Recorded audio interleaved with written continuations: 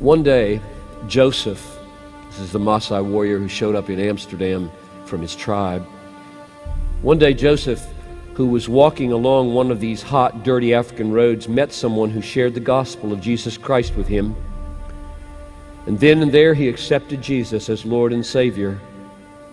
The power of the Spirit began transforming his life, and he was filled with such excitement and joy that the first thing he wanted to do was return to his own village and there share the good news to the members of his own local tribe. Joseph began going from door to door, telling everyone he met about the cross, suffering,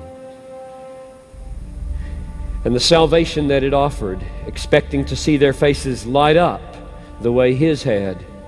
And to his amazement, the villagers not only didn't care, they became violent. The men of the village seized him, held him to the ground, while the women beat him with strands of barbed wire. He was dragged from the village and left to die alone in the bush.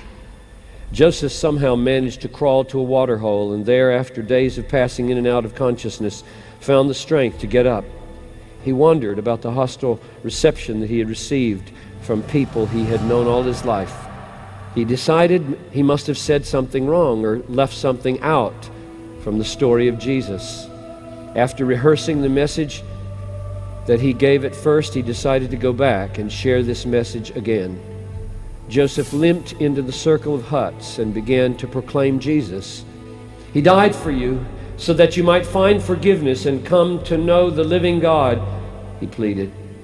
Again he was grabbed by the men of the village and held while the women beat him, reopening wounds that had just begun to heal. Once more they dragged him unconscious from the village and left him to die.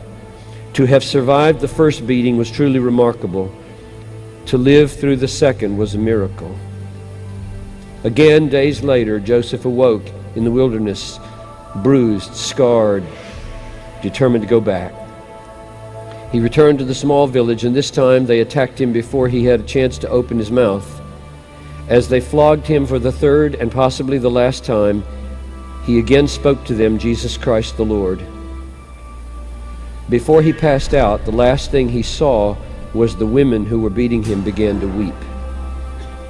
This time he awoke in his own bed. The ones who had so severely beaten him were now trying to save his life and nurse him back to health, and the entire village came to Christ.